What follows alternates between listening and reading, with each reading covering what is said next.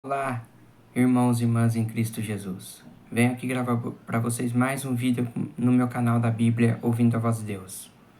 No vídeo de hoje é a lição da Escola Sabatina de Jovens, que tem como tema Ciclo Destrutivo. É a lição número 12 de Jovens, de lições de fé e liderança no livro de Josué. Mas antes de eu falar desse assunto, eu preciso da ajuda de vocês para se inscreverem no meu canal da Bíblia Ouvindo a Voz de Deus, deixar o seu like, ativar o sininho das notificações para receberem meu vídeo e compartilhar meu vídeo para o maior número de pessoas o conteúdo do meu canal. Eu preciso da ajuda de vocês. Antes de nós falarmos desse tema, vamos orar pedindo a sabedoria de Deus. Querido Deus e Pai, nos dê sabedoria para nós entendermos a lição da Escola Sabatina de Jovens. Que Teu Espírito Santo nos ilumine.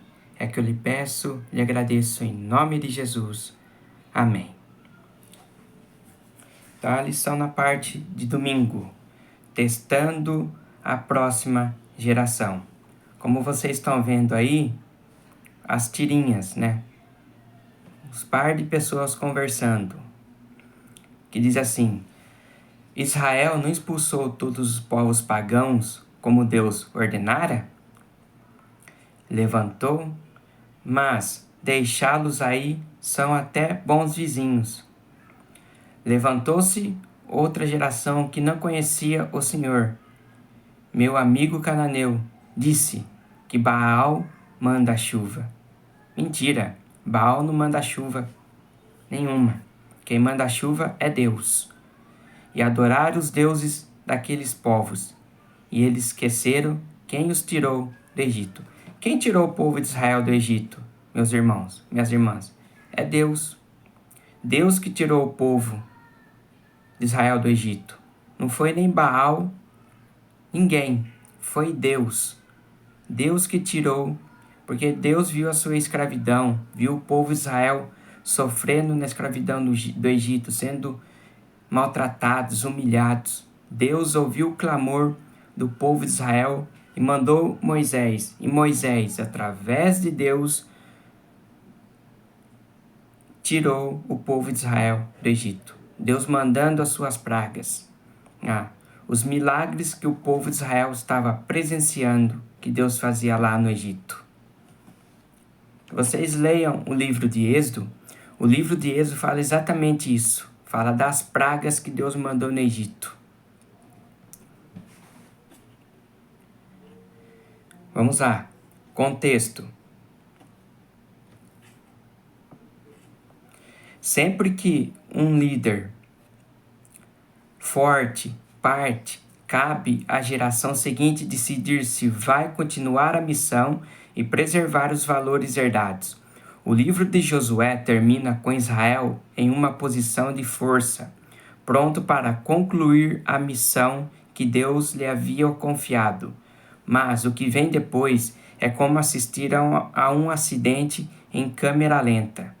O livro de Juízes resume a situação do povo logo após a morte de Josué e narra os acontecimentos seguintes.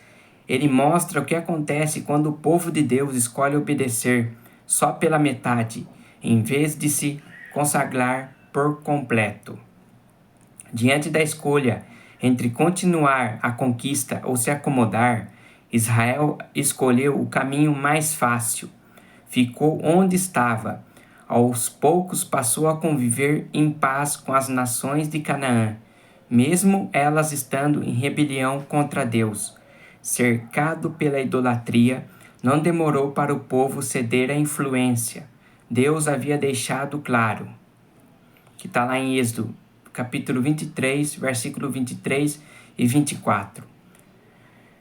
O propósito de Deus para Israel era muito maior. Eles foram colocados em Canaã para ser luz para todas as nações. Se tivessem se dedicado a conquistar os povos vizinhos, Deus lhe daria vitórias ainda maiores. O plano de Deus era de crescimento constante, mas ao escolher a acomodação, Israel impediu esse avanço. O resultado foi um ciclo doloroso que se repete várias vezes no livro de Juízes. O primeiro passo rumo à decadência foi se casar com pessoas que adoravam outros deuses. O Salmo 106, verso 35, resume-se assim: misturaram-se com as nações, imitaram as suas práticas.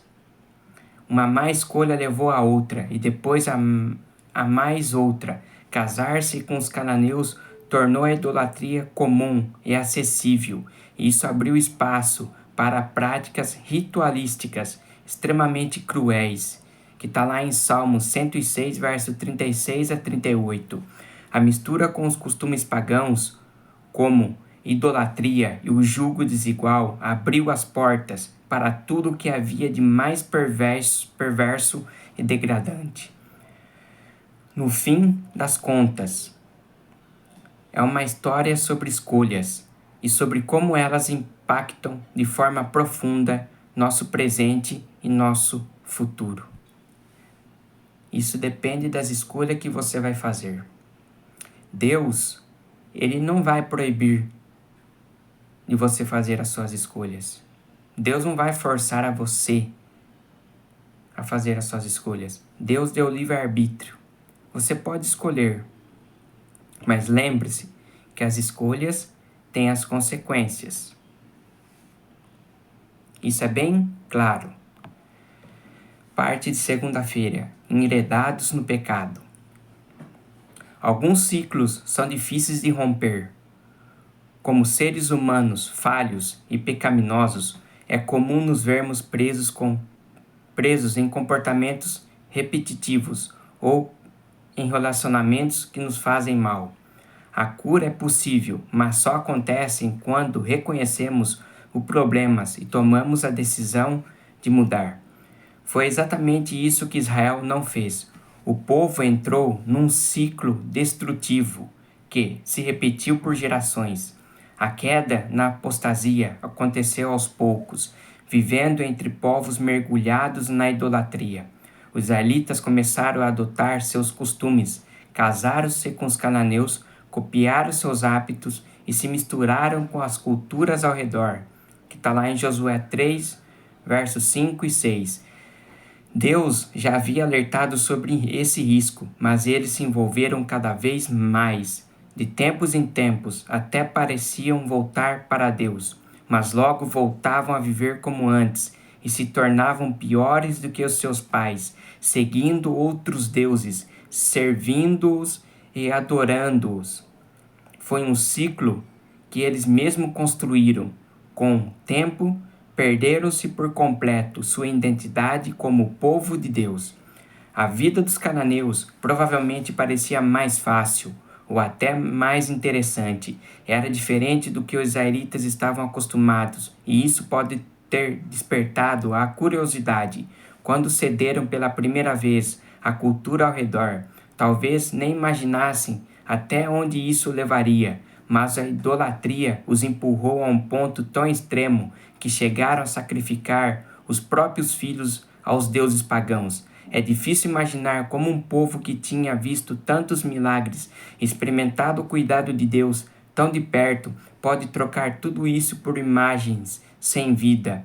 Mas foi isso que aconteceu. Eles deixaram levar e acabaram presos às práticas mais cruéis e degradantes. O povo de Israel caiu porque seu amor por Deus era fraco. Deixaram o Senhor, Deus de seus pais. Eles conheciam teoricamente a verdade, mas não a valorizavam o suficiente para viver por ela. Como não mantiveram vivo esse amor, acabaram sendo enganados. E o mesmo pode acontecer conosco. Também corremos o risco de racionalizar o pecado, de nos afastar de Deus aos poucos. A Bíblia fala de pessoas que são enganadas, pois se recusam a amar e aceitar a verdade que os salvaria. Isso pode acontecer conosco, quando nós nos afastamos de Deus. Quando nós deixamos o pecado dominar a nossa vida. Isso pode nos afastar de Deus.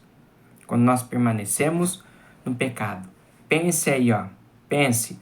O que você pode fazer hoje para romper com ciclos de pecado que se repetem em sua vida, o que você pode fazer hoje? Pense em mudança. Se volte para Deus e deixe o pecado. Terça-feira, impacto devastador da idolatria. A história de Israel mostra que quanto Deus leva a sério o pecado da idolatria. Foi justamente por meio desse pecado que os israelitas mais provocaram o Senhor à ira. Em Josué 2, verso 12, trazendo sobre si severos juízos. Mas por que afinal a idolatria é tão ofensiva aos olhos de Deus? Logo depois que saíram do Egito, ainda ao pé do Monte Sinai, as primeiras palavras que Deus falou diretamente ao povo estavam ligadas à adoração e à identidade dele como o único Deus, que está lá em Êxodo, capítulo 20, verso do 1 ao 5. Os 2 primeiros mandamentos foram bem claros: nada de ídolos. E Deus usou uma linguagem profundamente relacional, mostrando que a obediência ou falta dela teria consequências duradouras. Em Êxodo 20, versos 5 e 6. Quando Deus fala sobre o zelo e juízo, Ele está ensinando 2 verdades essenciais. Primeira, Ele quer o nosso coração por inteiro. Entrega parcial revela que ainda não reconhecemos sua autoridade, a quem Ele realmente é. Segunda, nossas escolhas não afetam só a gente. Elas podem impactar profundamente nossos filhos e netos. Deus não está dizendo que pune filhos pelos erros dos pais de maneira arbitrária. Na verdade, Ele está apenas expondo os fatos. Se escolhermos qualquer outro Deus além dele, essa escolha vai afetar negativamente nossas famílias por gerações, trazendo consequências reais e duradouras. Isso é verdade. O que nós fazemos, teremos consequências. Isso pode afetar filhos, netos, que eles podem também fazer o que a gente fazia antes. Por isso que temos que tomar cuidados. Somente Deus é para ser adorado, somente Deus é para ser glorificado e ser exaltado. Não é para ter outros deuses. Imagem de escultura não salva ninguém. Leia Salmo 115. Que a imagem não salva. Quem salva é Deus. Imagem não pode livrar você de uma quando você está em risco, quando você está passando por uma tribulação. Uma imagem não pode tirar você dessa tribulação, não pode te dar a vitória. Somente Deus pode tirar você da tribulação e te dar a vitória. A imagem não salva. Quem salva é Deus. Outro ponto, Deus odeia a idolatria, porque ela corrompe quem a pratica, e só comparar os deuses cananeus com o Deus verdadeiro, enquanto os ídolos exigiam sacrifícios humanos, até de crianças, o Deus da Bíblia entregou o próprio Filho para salvar a humanidade. Isso por si só já basta para mostrar a diferença fundamental entre Deus e os ídolos. Deus é amor, enquanto o poder por trás de todo falso Deus é Satanás, movido por orgulho e desejo de exaltação. A Bíblia também ensina que somos transformados pelo que contemplamos, em 2 Coríntios 3,18. Deus queria que seu povo olhasse para Ele continuamente para que fossem moldados por seu caráter de amor, mas quando se voltaram para os ídolos, passaram a refletir o egoísmo e a crueldade que esses deuses representavam. Será que existem ídolos em nossa vida? A idolatria, a pergunta que está no rodapé. A idolatria pode assumir muitas formas. Que coisas na sua vida tendem a tomar o lugar que pertence a Deus? Quando você idolatra um jogador de futebol, quando você idolatra uma atriz e um ator de filme, de novela, quando você idolatra seu carro, você está tirando o lugar que pertence a Deus. A idolatria não é só adorar uma imagem. A idolatria é isso daí, adorar um jogador um ator, um cantor. A idolatria também é isso. E o mundo está assim. Muitas pessoas idolatram jogador, cantor, ator. Isso é muito perigoso. Você está tomando o lugar que pertence a Deus, que somente Deus é para ser adorado. Não você ficar idolatrando pessoas, idolatrando o seu pastor, idolatrando o seu padre, idolatrando o Papa, que muito acontece hoje. Nós vemos na televisão hoje que a gente vê de pessoas idolatrando o Papa. Deixa eu te fazer uma pergunta. Se o Papa hoje, aquele Papa Leão, aquele norte-americano, falar, vou vir para Limeira, você vai ver, liga a televisão, vai estar cheio de gente ali, ó, cheio, lotado, para idolatrar a Ele. Nós temos que adorar a Deus, não a criaturas. Quarta-feira, momento hipertexto. O que alguém que cresceu em um lar cristão pode fazer para desenvolver uma conexão pessoal e viva com Deus e não apenas seguir uma tradição familiar? Como podemos transmitir nossa fé de maneira mais eficaz para as próximas gerações? Porque o pecado da idolatria é tão degradante, desumanizador. Quais são as formas mais comuns de idolatria que nos tentam hoje? O que podemos fazer para proteger o coração contra a idolatria e permanecer fiéis a Deus?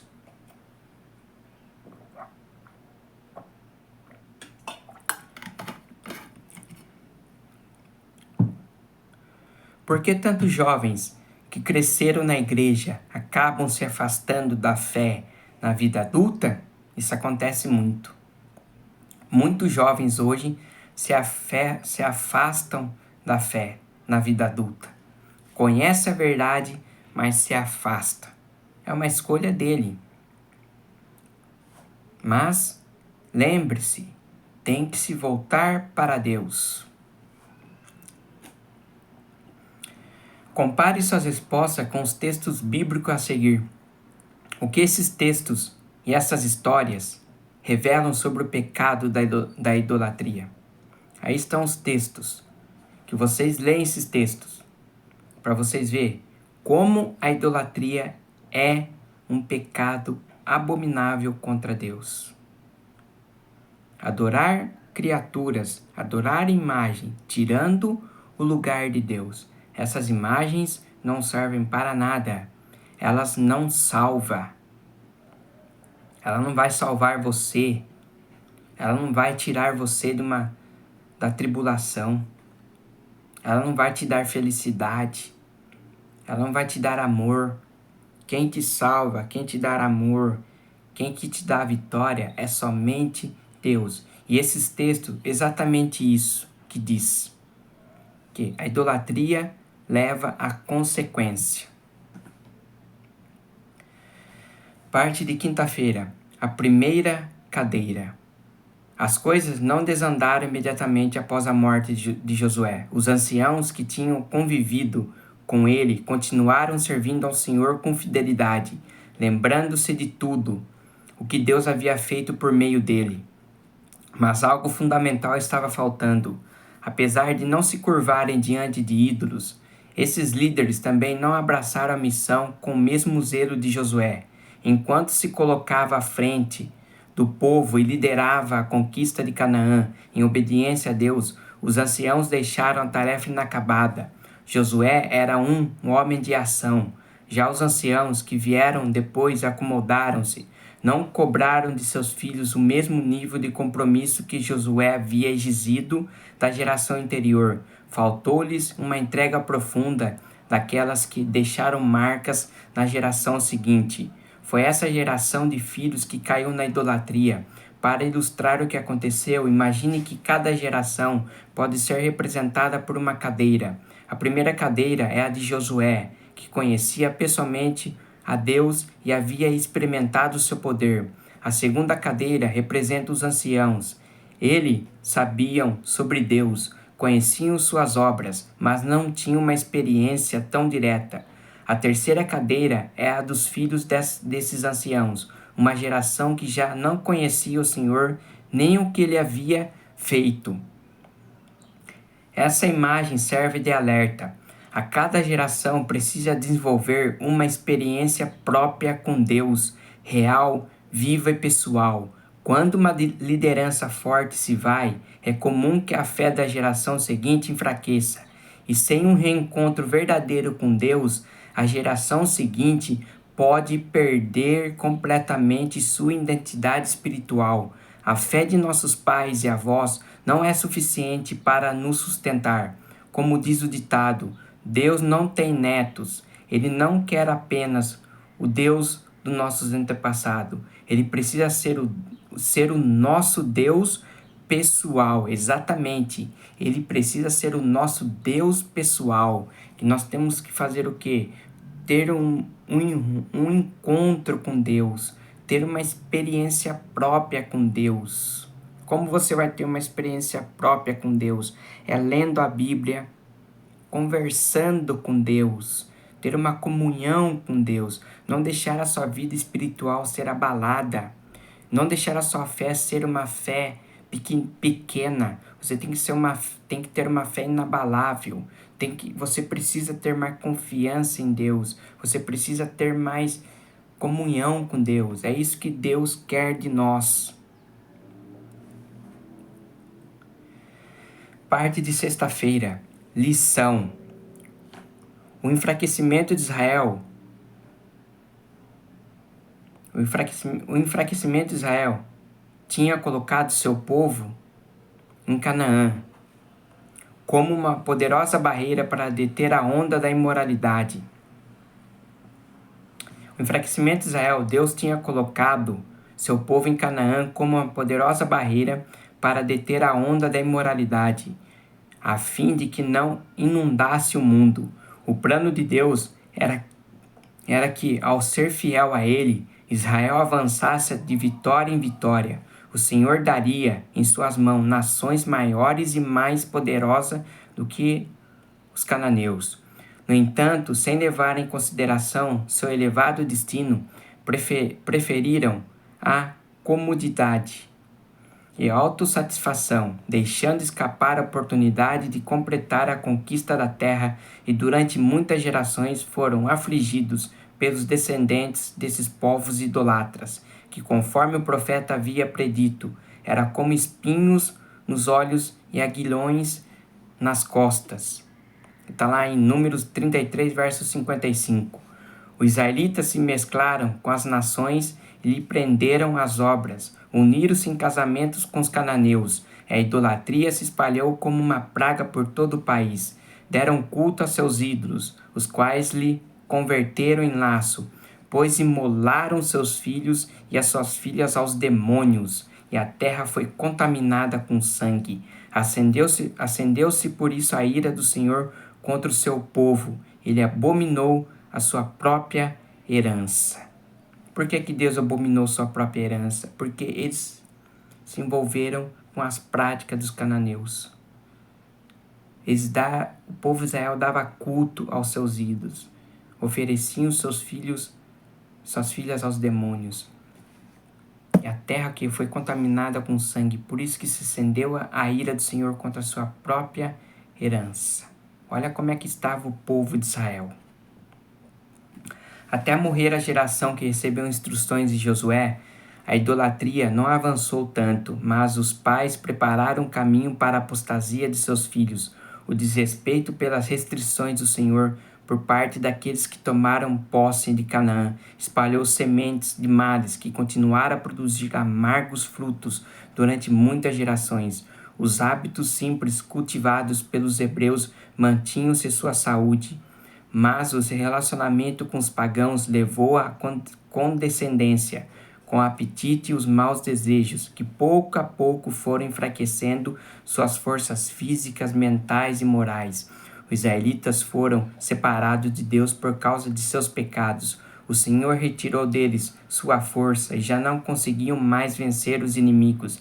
Assim foram dominados pelas mesmas nações que, com a força de Deus, havia subjugado.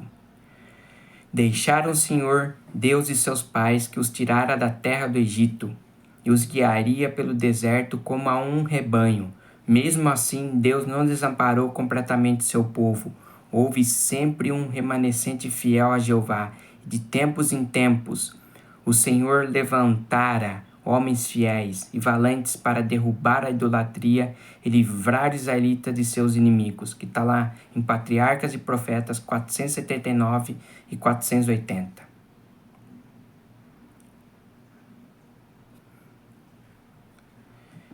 Parte de sábado, ciclo vicioso. E o verso aí para memorizar: vocês não obedeceram a minha voz. O que é isso que vocês fizeram? Juízes capítulo 2, verso 2. Após a queda de nossos primeiros pais, numa atitude de graça e misericórdia, próprio Deus ofereceu um cordeiro como forma de conceder liberdade das garras do mal ao homem caído. E a partir desse momento, a história humana começou a ser contada na perspectiva de uma jornada de volta ao Éden, uma jornada de volta ao paraíso e à presença de Deus. Mas não foi bem assim que aconteceu. No decorrer da história, encontramos o ser humano se entregando novamente ao erro e se tornando inimigo de Deus, voltando para a prisão do pecado. Então, outra vez o Senhor interveio.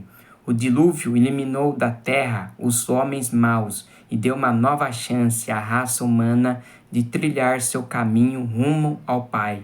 Mas, novamente, durante o percurso, o ser humano se entregou ao mal e voltou a ser escravo do pecado. Anos depois, o Senhor libertou o seu povo da escravidão e o guiou pela jornada rumo à terra prometida, provendo-lhe as necessidades e purificando através da viagem pelo deserto, até chegar ao destino. Mas como essa história termina?